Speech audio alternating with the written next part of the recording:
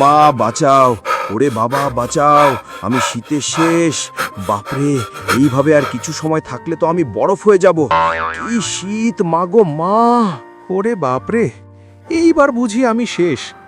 আরে তুমি এ কাপড় কোথায় পেলে? তোমার তো দেখছি কোন শীত লাগছে না। আর বলো না বড় ভাই, এসব কাপড় মানুষের বাচ্চার আমি রাতে চুরি করে এনেছি। তোমারও কি চাই নাকি? না বাবা, মানুষ যা বিপজ্জনক, এদিকে আবার মরণ শীত। না, একটা ব্যবস্থা করতেই হবে। চলো দেখি। ওই যে দেখছো কাপড়, যাও ওখান থেকে তোমার পছন্দ মতো একটা নিয়ে এসো। কিন্তু কেন জানি মনে হচ্ছে এগুলো হাতির গায়ে লাগবে না। কি বললে তুমি? তোমার এত বড় সাহস? পরে দেখে নেব।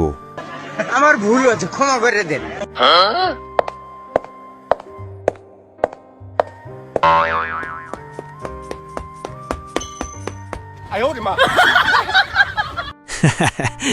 এইটা কোনো কথা?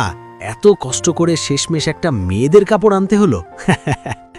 মনে হয় এভাবে হবে না, রাতে যেতে হবে, চুপি চুপি। তাহলে ভয় পেয়ে দৌড়াতে হবে না। রাতে মানুষ ঘুমিয়ে থাকে। ঠিক আছে, আজকে রাতে তৈরি থেকো।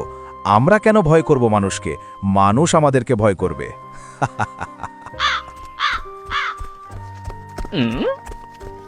হায়রে, কি দিনকাল এলো! কাপড় ছোপড় শোকাতে দিলে নাকি চোর নিয়ে যাচ্ছে। ঘরের এক কোণে নাকি লুকিয়ে থাকে, সুযোগ বুঝে ঘরে ঢুকে শীতের জামা কাপড় নিয়ে যায়। একটু গরম পানি করে দে তো মা, বাইরে ছিটিয়ে দেই, চোর থাকলে পুড়ে যাক।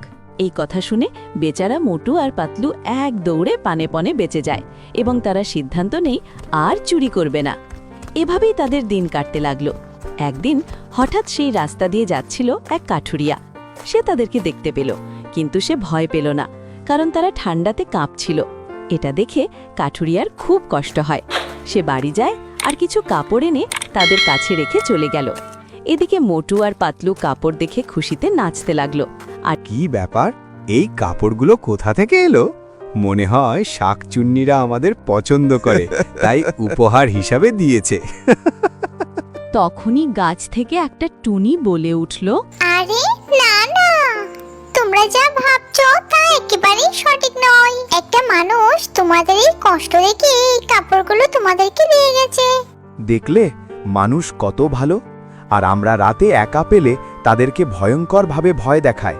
তাদের মন কত ভালো। আজ থেকে আমরা আর ভয় দেখাবো না, কেমন?